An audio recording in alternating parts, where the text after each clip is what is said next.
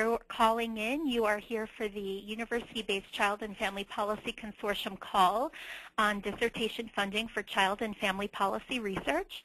I'm Sarah Mancall. I'm the consortium coordinator, and we have a really spectacular lineup for you all today. So I'm going to go through some very brief logistics.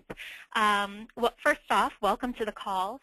This call is being sponsored by the CFP Consortium, which is run in collaboration with the Society for Research in Child Development.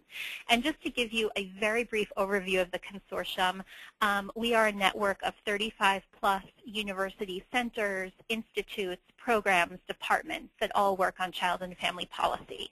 And at the end of the call, I'll list some brief information on how, if your center is not already a member, you can join the consortium, and how you can also join our listserv so that you can find out about upcoming events and opportunities. Also, very briefly, just an orientation to GoToWebinar. You're going to see a slideshow as our speakers present today. All of the registrants lines will be muted throughout the call. So if you do want to ask a question, please use the chat function to send your question to the organizers. And we'll try to get through as many questions as we can. And then after the webinar, we actually are recording this call. We're going to be posting the webinar on SRCD's YouTube channel, and I will send the link for that out to everyone who's registered in here today. So without further ado, I am going to turn the controls over to Dr. Rebecca Ryan from Georgetown University, who's going to be moderating our discussion today. Rebecca? Hi, and welcome everyone. Thanks so much for that introduction, and welcome to registrants and panelists alike. We have at least nearly 100 people who registered for this call today, so it's very clear that doctoral students and, in fact, some PhD recipients are very interested in the opportunities for funding dissertation research in the field of child and family policy. We have an excellent panel of speakers today who will give you an introduction to some of the major sources of dissertation as well as postdoctoral funding in the field. And just a very brief introduction of our panelists. Three of our panelists represent fellowship funders. So specifically, we have Nina Philipsen Hetzner of the Administration for Children and Families. We have Dr. Jim Griffin of the National Institute of Child Health and Human Development within the NIH. And we have George Wimberly of the American Educational Research Association. We also have on the call three recent recipients of dissertation fellowships who are doing or recently completed dissertations in child and family policy. So here we have Alejandra Rose Pilarz, who won a Child Care Research Scholars Grant through ACF. Anna Markowitz, who won an SRCD Dissertation Funding Award, as well as more recently, she won a Coppets Graduate Student Fellowship from the American Psychological Foundation, and she'll be additionally talking briefly about that award. And finally, Mariah Contreras, who won a Spencer Dissertation Fellowship from the National Academy of Education. So great panelists. Our plan for the call is this. First, the panelists who represent the fellowship funders will each provide overviews of their organization's funding opportunities. And then next, the recipients will summarize their experiences both applying for funding as well as their experiences with the specific fellowships that they were awarded. And after our 6 speakers finish, we'll open it up to all of your questions. Hopefully we'll have time for at least most of them. And again, you should ask those questions through the chat function, and I will field them for you. Okay, let's get going. I think, Nina, you are up first. Yes, I am. Hi, everybody. My name is Nina Philipsen Hetzner, and I am an SRCD AAAS Policy Fellow placed at OPRE. And I've been here for almost 2 years, and one of the many things that I do here is work with the child care scholars. So that's kind of a little bit about myself so that you know why I'm talking to you. Next slide. So before I get started talking right about the dissertation funding specifically, I want to give a little bit of background just about OPRE more generally so that if you were to apply for a dissertation grant here, you would know what you're applying for and who you're applying for it from. So OPRE stands for the Office of Planning, Research, and Evaluation, and it's located within the Administration for Children and Families, which is located within Health and Human Services. OPRE is kind of the research and evaluation arm for all of the programs that are housed within ACF. So we do a variety of different research studies and also more general research-related activities. And the idea is that we're providing advice and information to ACF leadership and ACF program offices. And what they do with this information that we're giving them is it helps them make policy decisions, it helps them implement the programs, conduct TA activities, planning, choose intervention approaches, and a variety of other kind of decision-making things. Much of the work that we do at OPRE is done through grants and through contracts, which means that we're partnering up with researchers who are housed at research firms or at universities, which is where most of you are as students. Next slide. Oh, there we go. Okay, so this, you can study this more later. It's extremely complicated, and it took like a solid year for it to sink in for me personally. But it gives you kind of a pictorial idea of where OPRE is housed. So the Administration for Children and Families has all these program offices, and we're kind of situated in this picture below them, but directing or reporting directly to the Assistant Secretary. But we work in partnership with the ACF program offices, and we're always sort of serving their needs. So one of our main duties is to identify what their information needs are and then report back what they need. And the offices that are circled here are the ones that are relevant to the dissertation grants, and that's the Office of Family Assistance, the Office of Head Start, and the Office of Child Care. And then within OPRE, and this is just FYI, there's 3 divisions. We have the Division of Child and Family Development, the Division of Economic Independence, and the Division of Family Strengthening. And the first and the third have to do with early childhood.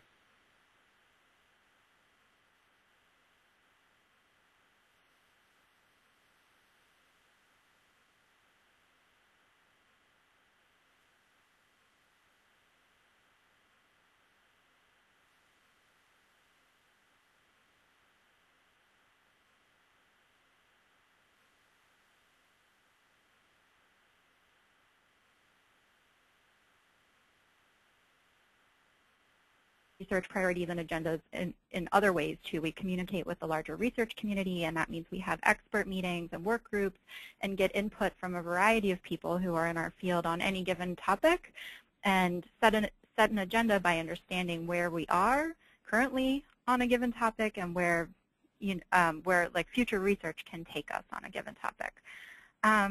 We also do a lot of cross-agency work with others at NIH or the Department of Education and elsewhere, because a lot of people are working on the same topics that we're working on. And then also there are cases where Congress mandates specific studies from us. Next slide. So now we're moving specifically into the dissertation funding. And in terms of the dissertation grants, the research priorities are usually listed in the funding announcements, and those priorities are set, historically they've been set on a yearly basis. Sometimes they vary, sometimes they don't from the prior year. It kind of depends on what's going on in the context here, but they're set by the program offices primarily. And the grants are really designed to respond to the needs of those program offices, just like the other bigger studies that we're conducting at OPRE. So there's 3 different kinds of dissertation grants that we have. The first is the Head Start grants, which are funded through the Head Start program, which is administered through the Office of Head Start. The second kind is the Child Care grants, which are funded through the Child Care and Development Fund, which is also CCDF. And that's administered through the Office of Child Care. And the third kind is Family Strengthening grants, which are funded through the Healthy Marriage Responsible Fatherhood programs, which is funded under TANF, and those programs are administered through the Office of Family Assistance. So again, those are the 3 offices that were circled on that, the picture slide. As a group, we often refer to these as the OPRE Scholars Grants. And then these are the links to they're not clickable right now on your screen, but they're clickable in the version of these slides that you got from Sarah, and they will take you to the grants forecast page from which you can find the link straight to the funding announcement. The first two have already been posted. The Family Strengthening Scholars, stay tuned. So far that's just forecasted, but it should be posted soon.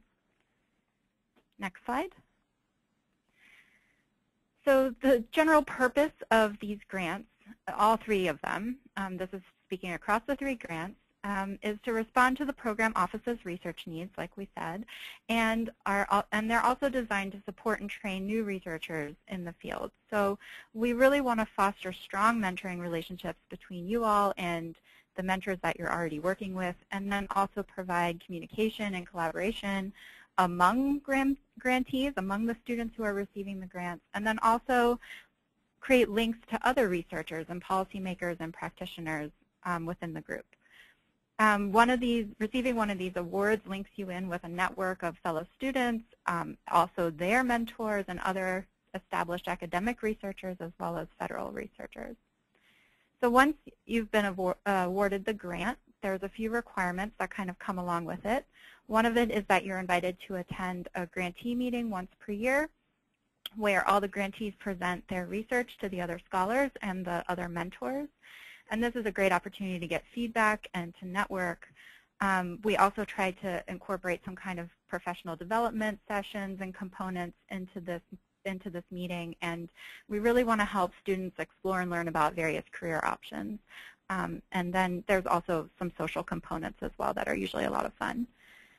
In addition, all three grants have a partnership component where the scholars develop a relationship with a program or agency. So for the Head Start scholars, they're intended to develop a working relationship with a Head Start program. Child care scholars work with state CCDF administration offices or agencies, and the Family Strengthening Scholars work with a Healthy Marriage or Responsible Fatherhood program.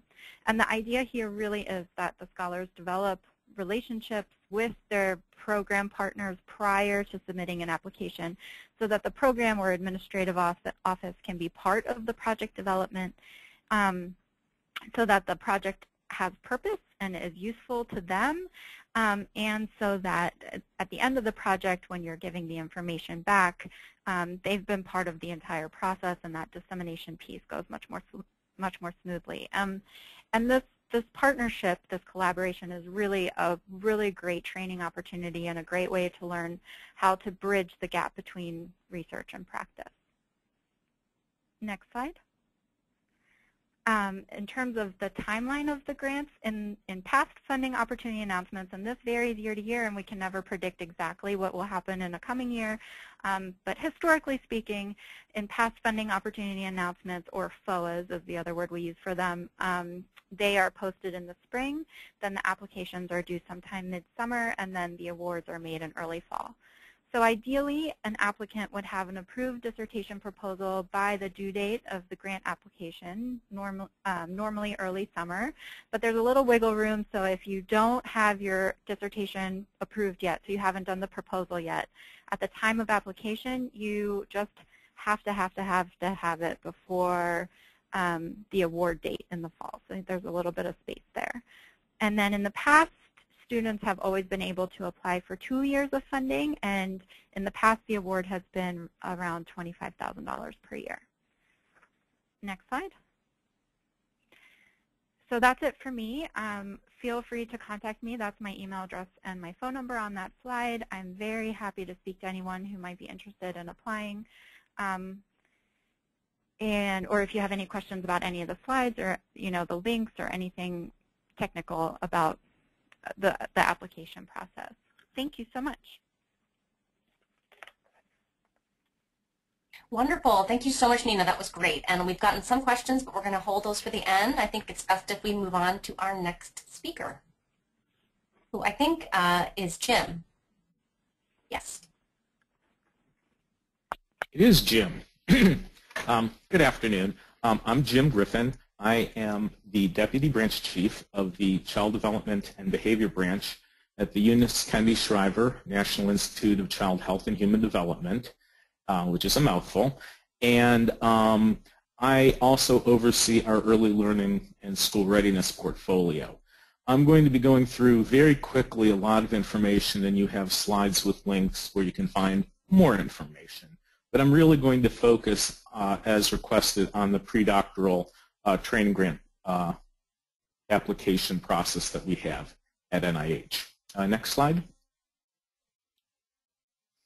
So as I say, I'm from the Child Development and Behavior branch, and you can learn more. There's a link, I think, at the end of my slide, or you can always just Google us. Next slide.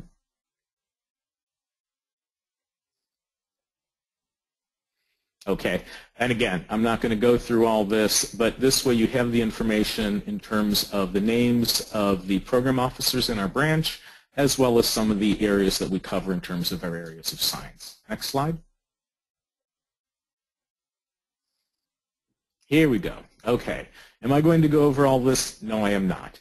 But what I am going to say is we do have research training and career development awards really from the beginning of your career all the way through the end. Where I'm going to be focusing is on the predoctoral level, and mainly on the F31. But I would note that we have the predoctoral institutional training grant awards, our T32s. That's where they go to an institution that has a specific training program, and often when you apply to graduate school, they will often offer you a slot in that. So it's not something you can apply for as an individual, but look for places, and they're great if they have a T32 program and you can be supported through one. But what I'm going to focus on today is the F31, the predoctoral individual application. Okay, next slide.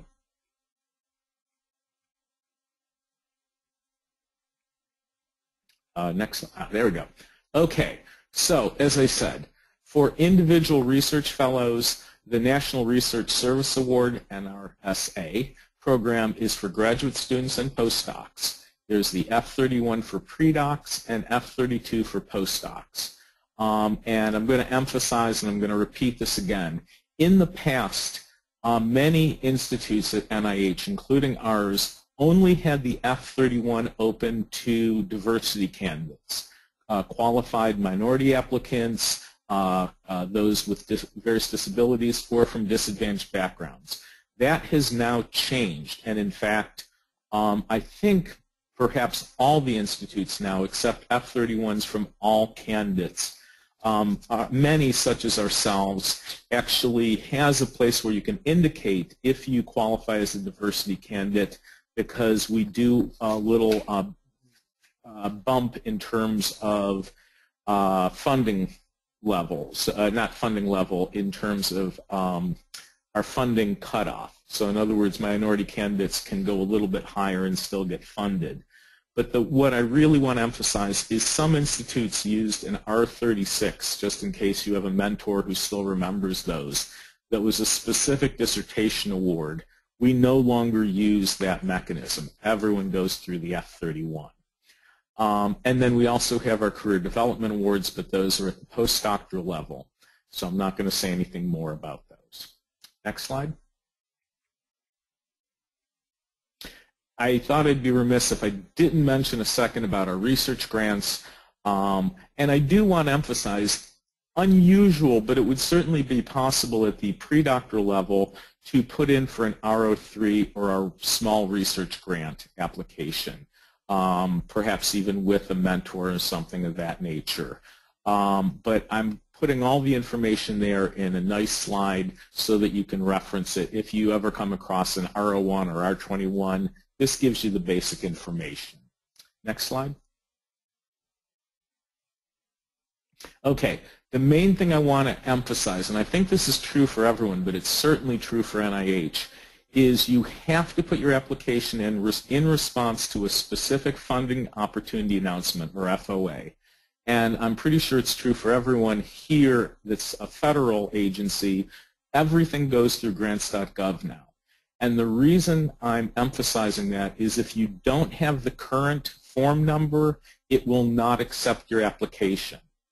And there are like no exceptions to that. What does that mean? That means before you apply, always make sure you go out to the NIH website or the grants.gov website and download the most recent version of the application and use that number in your application. Again, the other thing is I'm going to talk a little bit about how you know what we will fund and won't fund in different areas. But the one thing I want to emphasize is you don't have to look for a specific program announcement.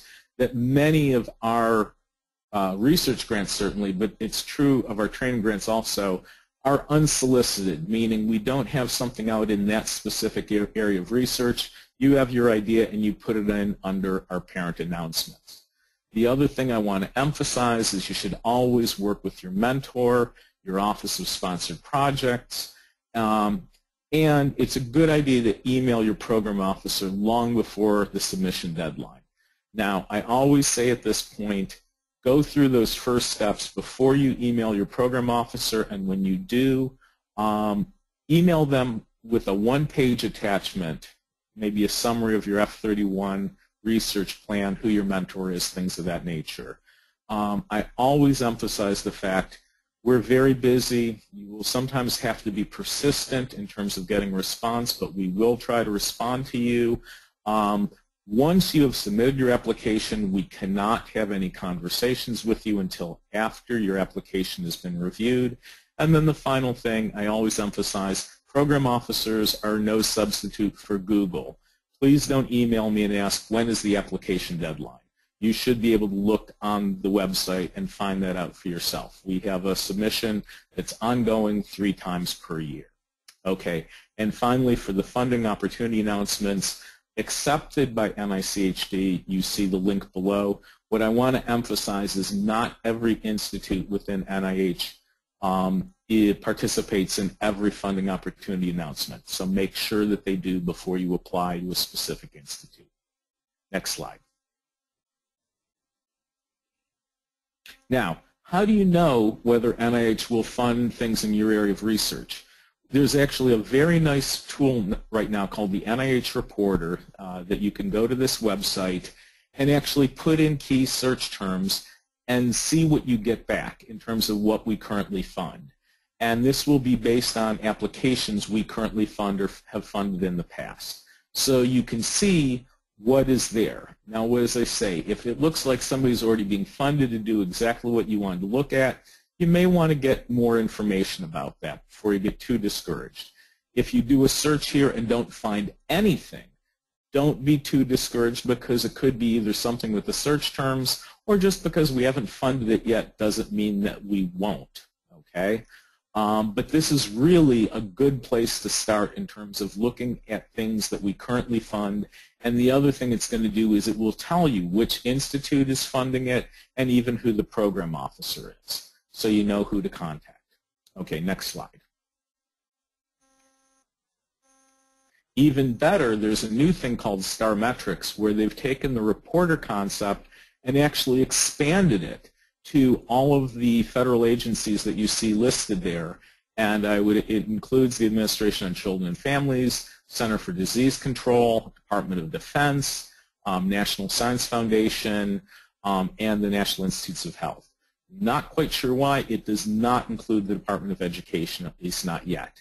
So you can actually not just search NIH, but you can go across agencies and see the types of research that's being funded. My caveat on this, because I've tried to use it a few times, it's still kind of in beta testing, so you may get a lot of stuff back that is not relevant, but it's still worth checking out. Next slide. So I really want to emphasize these important changes. First of all, the F31 predoctoral training grant is now open to all applicants. Good news and bad news there. Good news is you don't have to be a qualified candidate in terms of a diversity candidate. Bad news is we're being flooded with applications, and because our training grant budget is a separate set-aside pot of money, we're not getting any more money for training, which means we have a huge number of applications, and it's become, frankly, very hard to get one of these. I'm not saying impossible. I'm not saying don't apply, but at the same time, they are very, very competitive.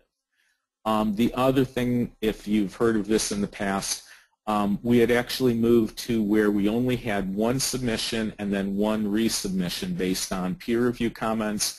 Now there is no longer a limit on how many times you can submit the same application. But what I would say is don't keep submitting the same application if it's not being reviewed well. Really take that to heart and talk to your program officer. Next new point is there's a new right there. There's a new BioSketch format that you have to use now. And actually, if you go onto the NCBI website with Science CV, you can actually automate your process. Start doing that now, and if you continue on in research, you'll be very happy that you did, because it automates everything.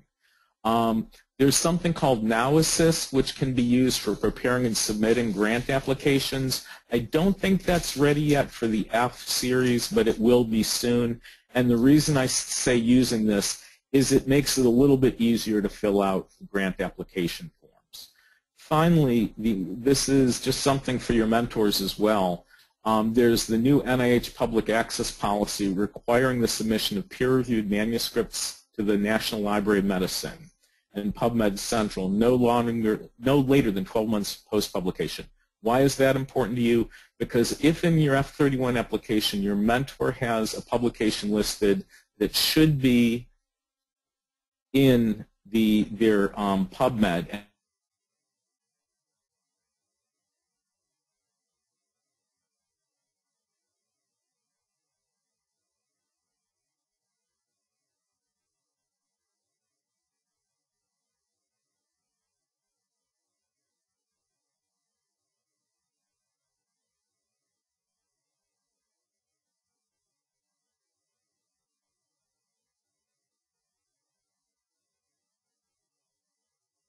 we would like that to actually be a little on the lower side. So we actually have special categories of principal investigators, new investigators, early stage investigators. You can read that for yourself.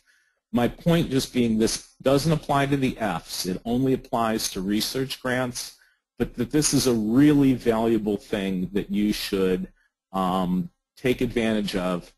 And okay, we'll go on from there. Next slide. Okay, so you may be feeling a little anxious. I threw a lot of information at you at once. Next slide.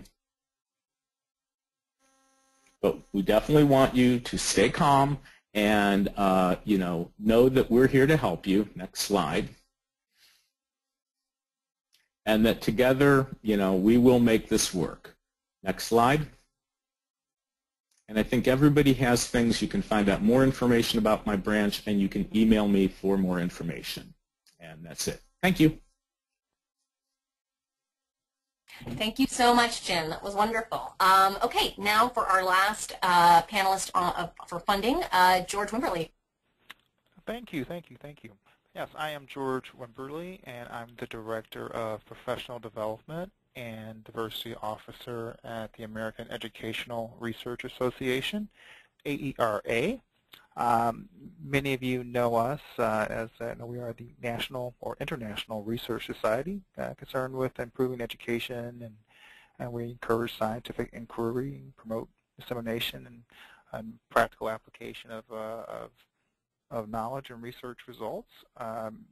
We currently have 7 peer-reviewed journals, which I know that if you will all probably soon publish in at some point, and definitely have read pieces from. Others of you probably also know us for our annual meeting, which is coming up next week in Chicago, where I often joke when I see people in person, it's a small affair, but we will bring about 15,000 people together for over 2,500 sessions and presenting education research.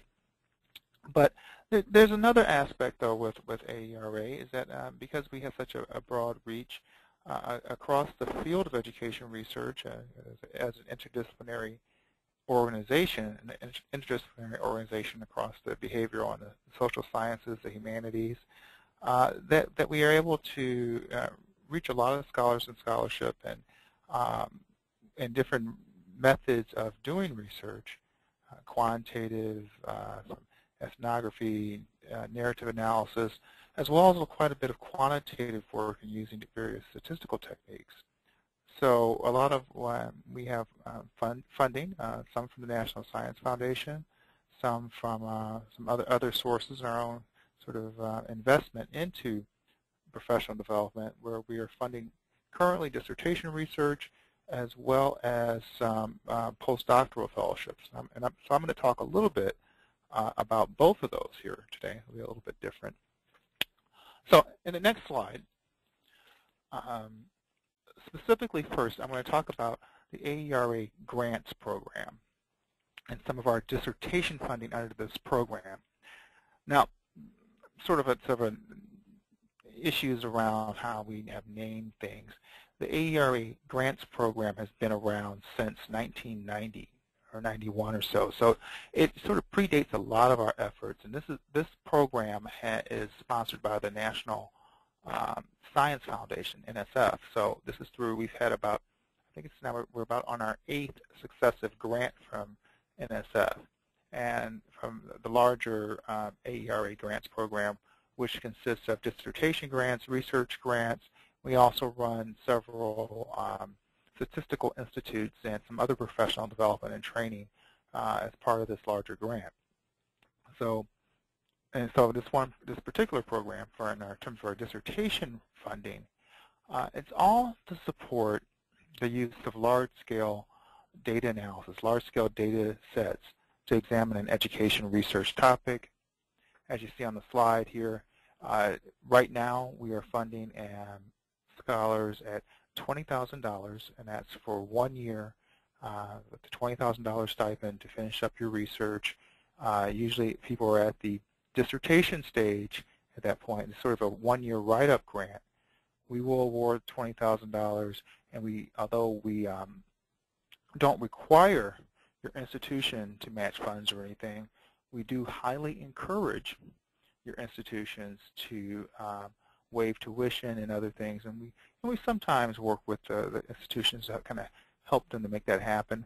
Most of the time, they are very willing and very proud that their students have this funding, and will definitely waive tuition and do what really has to be done so that students can devote that last year to their dissertation and take advantage of our funding. Outside of outside the stipend, there's also a lot of professional development that comes along with our grantees. We have, for example, each fall we bring our grantees together here, usually in DC, for a research conference, and that really focuses on methods and research methods around methodological issues around the data sets. And so this is a 3-day meeting with senior scholars, our AERA grants board, which is made up of scholars and researchers in the field. In that way there's that time for some one-on-one feedback with the grants board, with other scholars. We make an effort, though, to match our grantees with mentors in the field who are working with these same data sets, as well as using similar statistical techniques. So that's really one of our key issues, and really not only once someone becomes our grantee, that we have this ongoing relationship throughout the grant period, as well as following their career. So the professional development that happens, as I was just saying, in the fall, that's formal. You're matched with a mentor. Then at the same time, during our annual meeting, again, which is a large affair, we will have a professional development series of activities, which will include a poster session where you'll get a chance to present your work in an invited poster session, where we'll have the deans of colleges of education, other funders will be present. Typically, we present with the IES-sponsored fellows, as well as the National Academy Spencer Foundation Fellows, and so there's a lot of exposure, widespread exposure for our grantees and their work. Also, we encourage our grantees to take professional development courses that are offered during the annual meeting, and we tend to wrap up with a capstone sort of career publishing professional development activity during the meeting for the fellows. So, and again, I can't emphasize enough that as someone becomes one of our grantees, one of our fellows, that they are part of a community in that sense. That and there often are more ad hoc events that happen throughout the year where we'll either bring fellows in who fit around a specific topic, or so for example, we've done things around education policy for early childhood issues, and I know that not only AERA fellows but even SRCD fellows have participated in that. For the grants program, other things to say, we typically have 2 cycles each year. Our next deadline will be early September of 2015, and then another in January of 2016. We try to do a fairly quick turnaround with these. So the September grants are typically announced November or so, and the January grants are announced probably late April, early May. So we try to move pretty swiftly here. So on the next slide.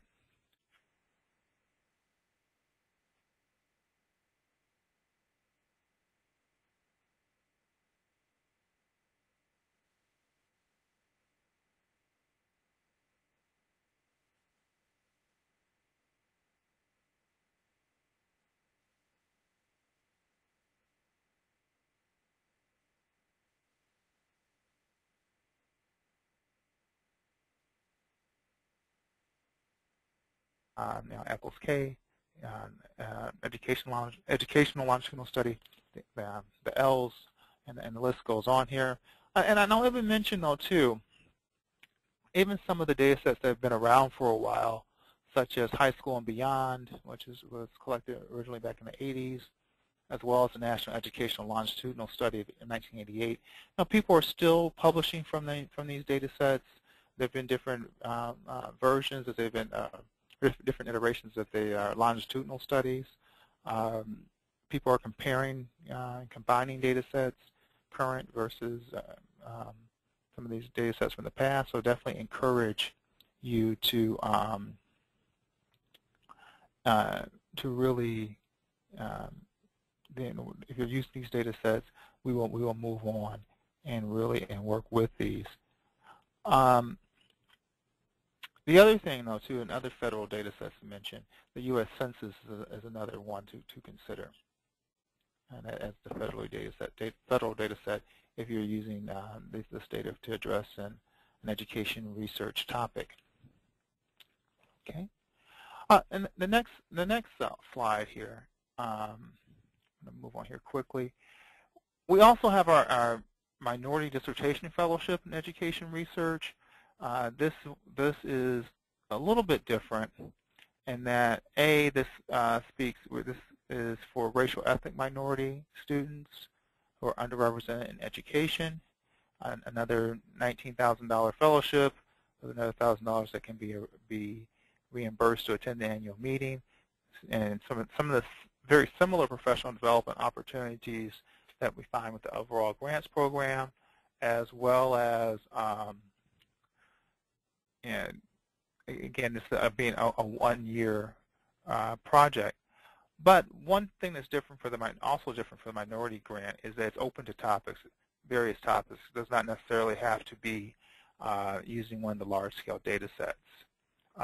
In the next slide, there are some examples of topics, timely topics to use in education research. Issues from student achievement, methodological studies, studies that look at policy, those kinds of things. Always happy to talk to anyone who has questions about any of our grants and all, just the same. In the next slide, just a couple things from our postdoctoral funding. Again, under the AERA grants program, there are research grants for people who are who already received a doctorate degree. So, and they're small, $35,000 up to 2 years. This can be for a faculty person who can use some of this funding to conduct a study, maybe buys them out of some course time. Or it could be that person who's sort of just finished their degree, they're in a postdoc, working on a project, what have you, not necessarily affiliated with an institution, but want to continue or start to do work with the large-scale data sets. In the next slide, other postdoctoral funding, we have a postdoc with Educational Testing Service, ETS, where fellows are placed there at ETS and work for 2 years and work directly with researchers and practitioners there at ETS. And these tend to be mostly quantitative research. And one neat thing about this postdoc is that 80% of the time is devoted to working on an ETS project, but 20% of the time is devoted to your own professional development and training. So the fellows then have time, if they're want to take a class or taking something from their dissertation and turning that into an article, that they can work with their advisors, or actually we try to help them to use others in the larger education research community. Okay. All right, I think that's it for me. So again, if you have questions, feel free to contact me. Great. Hi, good afternoon, everyone. My name is Alejandra Pilarz. I'm a PhD candidate at the School of Social Service Administration at the University of Chicago. I'm in my second year of the Child Care Research Scholars Grant Program, and this is one of the programs that Nina talked about. It's funded through OPRE at the Administration for Children and Families. And so I was a recipient of the Child Care Scholars Program, which is specifically focused on funding dissertation research on child care policy issues. So that got to talk a little bit about sort of why we applied for the award and our experiences with the application and then being actually receiving the grant. So first, I applied for this particular grant for a few reasons. I knew several people who had received the grant in the past and had great things to say about the program. They were also really helpful in thinking about what sort of topics would be relevant for this grant. So I encourage you all to definitely contact other scholars, and I'll share my contact information at the end as well. And my faculty mentor, my advisor, had also mentored a previous scholar, so she encouraged me to apply. So I guess I kind of had in the back of my head since early on in my program that I was interested in the Child Care Research Scholars Program. And most importantly, my research interests were also closely aligned with the aims of the Child Care Scholars Program. So, it's very important for obviously writing a proposal and increasing your chances of getting funded. So just to give you a little bit of background, I ultimately decided to focus my dissertation on multiple concurrent child care arrangements as a potential form of child care instability. So both trying to understand the reasons why families use multiple arrangements and then the relationship between multiple arrangements and children's development. And one of the key questions that I was interested in was whether child care subsidies might influence families' need for or reasons for using multiple arrangements. So I felt like I could directly relate the goals of my project to specific aims of the Child Care Research Scholars Program, which is interested in child care subsidy policy issues and just more generally child care research. So in terms of my timeline for applying for this grant, I applied for the grant in the third year in my program, which is when I started working on my dissertation proposal. And I applied for 2 years of funding, so for my fourth and fifth years in the program.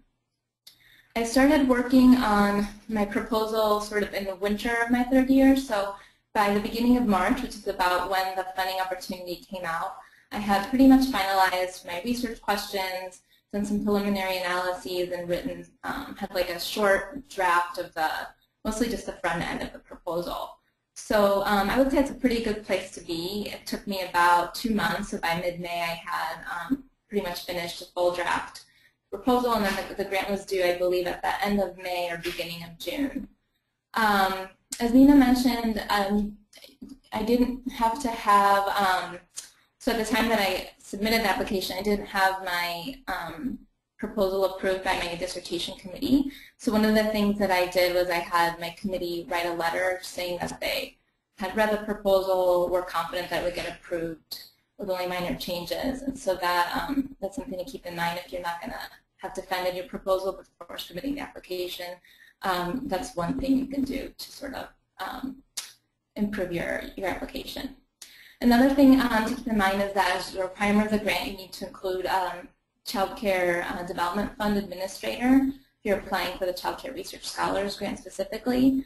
And so one of the things that you need to do is reach out to that person with plenty of time, make sure that they have a chance to read over your proposal, provide some input, and come up with a plan for how the two of you will work together. So I started that process in about end of March, early April, working with someone working in the organization, nonprofit organization that administers a subsidy program in Chicago. So that's something to also keep in mind as you're thinking of applying for this grant to get started on that early. I think the most important benefits of the grant is just the level of support is really great. So you can apply for 2 years of funding. I received $25,000, I think it's pretty typical, per year. And this also includes support for travel to 2 conferences. The grantee meeting that Nina mentioned is a really great way to connect with other students who are doing similar policy relevant research in your area. And then you also are required to attend the Child Care Policy Research Consortium, which is a conference specifically focused on child care research funded by the Administration for Children and Families. So again, another great way to network with people in your field. And then finally, just having a project partner who works in the field. So in my case, it was someone working in the Child Care Subsidy Program office, has been really helpful, and that's something that I probably would not have thought to do or have had an opportunity to do on my own. So, so I think that's it. Overall, it's been a really great experience, and I'm really happy to answer questions later, and you can follow up with me. Get my email address here. Be happy to answer questions. Thank you. Thanks so much, Alejandra. We only have about 10 more minutes left.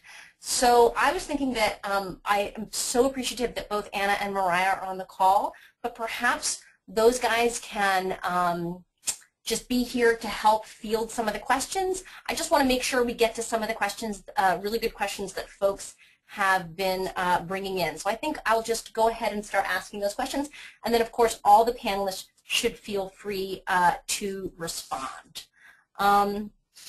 Okay. One question that I thought was a great one that people were asking was, how can we make our application stand out? And anyone can feel free to answer this. And also, what if your project is part of a bigger project? How do you make your piece of it stand out? So any funders in particular, if you want to field that question.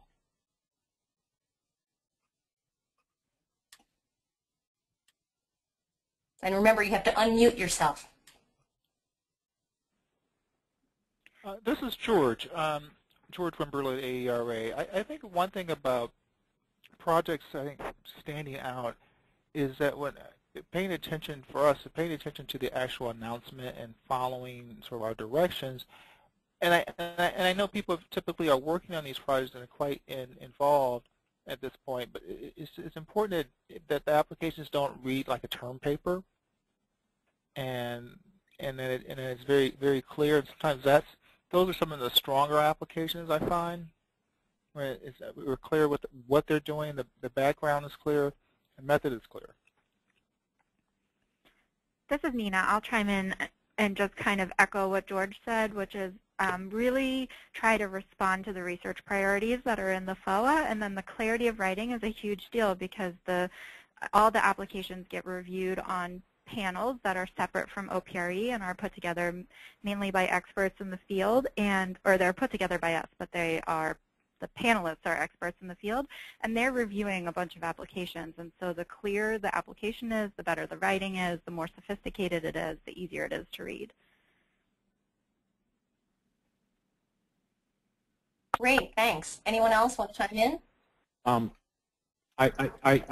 Yeah, this is Jim. I agree with everything that's been said. And in terms of sub-projects that people are proposing that are part of a larger project, I don't think there's anything wrong with that. I think you just have to, I mean, in fact, I think that's often seen as a strength because it goes towards the feasibility of the project. All you have to do is just make sure that you're justifying the project, that it's a standalone, you know, in its own right conceptually, and that it's not either overly ambitious or that it appears trivial. You know, in other words, it has to be something that, you know, this really makes sense and it's an appropriate level for a predoctoral research study. Great, thank you guys so much. I mean, I also have a couple of questions for Nina that have been coming in about the OPRE grants in particular, so I'll just give them both to you. First, is it possible to apply for more than one OPRE Scholars Grant in a year if you, I guess, believe that your dissertation applies to both? And then also, what's the nature of the program partnership relationship? Do you actually have to be doing your research in and with that program, or can they simply be advising you and participating in the formulation of your questions and dissemination, etc.? Both really good questions. So I'll answer the second one first. The partnership can be, you know, you don't have to necessarily be collecting data within that program because you can do secondary data analysis for these projects, but it really should be a close partnership, like Rebecca just said, from the very beginning of the project, where they're helping to formulate the questions and helping decide sort of an analytic plan going forward, and then really helping on the back end with deciphering the findings and thinking through the application of those findings. And Rebecca, remind me what the first question was again. Can you apply for more than one OPRE Scholars Grant in a single? Oh, yes. Technically, yes. But I think it would be hard to find a project that really applies well to more than one of these grants, because you really want to be responding to the research priorities that are listed in the separate FOAs, and you really want to be responding to the research needs of those different offices. I think that there is quite a bit of overlap, but you know, I would advise to pick the one that best applies to your project and focus your energy on that. Great, thank you so much. And another question that came in, two kind of nuts and bolts questions that I thought would apply to all of the funders. First, do you restrict funding to U.S. citizens, or can non-U.S. citizens who are permanent residents or have non-resident alien status also apply? And also, can you be working, what are the work requirements? Can you be working full-time while receiving funding? So you can be a non-U.S. or non-U.S. citizen. I don't even think you have to be a resident. I'm not sure. You do have to have a U.S. institution that is applying on your behalf, so an accredited university and also a mentor at that university who are applying on your behalf if you're not a citizen. And I don't think we have any work requirements at all. I think you can be working full-time and still receive any of these 3 dissertation grants. Do any of the other funders have limitations on either? Yeah, for NIH. Yeah, this is Jim. For NIH, you have to be, for a training grant, you have to be either U.S. citizen or permanent resident alien.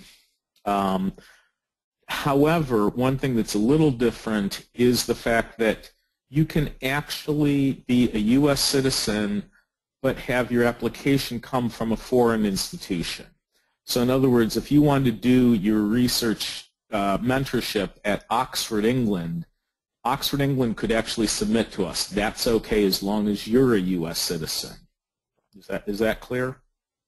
Okay, I'll anticipate that it is. But we definitely, it is only open to U.S. citizens and permanent resident aliens. This is George at AERA. We typically, our awards are open. U.S. citizens can be at any institution. So if someone, again, like the example being at Oxford, if they are a U.S. citizen, they can apply for the dissertation awards. However, others, if you're not a U.S. citizen, you must be at a U.S.-based institution.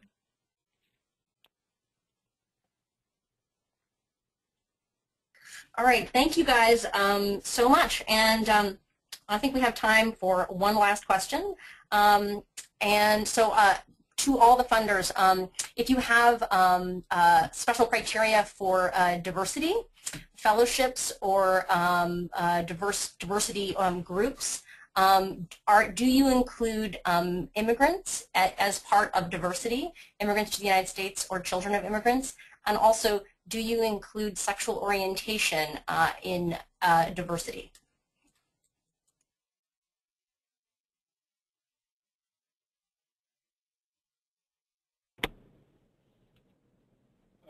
Okay, nobody else is leaping in, so I mean, I can say for NIH, our diversity candidates come in three categories. One are qualified minorities, and that can differ by area of science. So you have to really look at what's on our website to see if you qualify or not. But certainly that would apply for immigrants or children of immigrants if you're from a minority category, then that would automatically qualify you, but if not, then not. In other words, if you came here from France, no. But if you were, okay, you get the point. The second are people with disabilities, and then the third are those from disadvantaged backgrounds. And again, you have to look at that and what qualifies. I don't know that we have a statement on LGBT. I don't necessarily think we consider that to be a minority. But I would have to look on that, and I would suggest someone look at that on the NIH website if that applies. But those are the categories that we have. And this is George at AERA. Our minority dissertation fellowship is only directed toward racial and ethnic minorities. So people are African American, Black, Hispanic, Latino, Asian Americans, American Indians, or Alaska Natives, Native Hawaiians, or Pacific Islanders specifically. And so if your children are immigrants and all, if they, again, just sort of like with the NIH example, and you fit into one of those racial ethnic minority groups, that's fine. But we don't look specifically at disadvantage or LGBT status. Great. Thank you so much, George, and all of the other panelists for a great call. Just remember, everyone's contact information is in the slide, so if you have specific questions for specific folks, I'm sure they would love to have at least some emails from people with additional questions. And I think we have a little more information about the next consortium call coming up. Yes, this is Sarah again. You'll see on the present slide that our next call will be on Friday, May 15th from 1 to 2 p.m. Eastern. It's going to be moderated by another person from Georgetown, Dr. Anna Johnson, and this one's going to be on career paths. So this is another great call for doctoral students, people early in their careers who are interested in career paths, both in academic and non-academic settings. So in the PDF I sent around, and that I'll send around after the call, you can actually click on the link on this screen and register for that call. And then on the next slide, if you have any questions about consortium membership, please send me an email. You can also join up for our listserv. We're always sending out great announcements about opportunities, job postings, webinars. So please join our community if you're not already in the know. And that's about it. Thank you so much to all of our speakers, and thank you to all of our attendees. And as soon as I get the recording of this call up on the web, I'll also send you that information. Bye, everyone.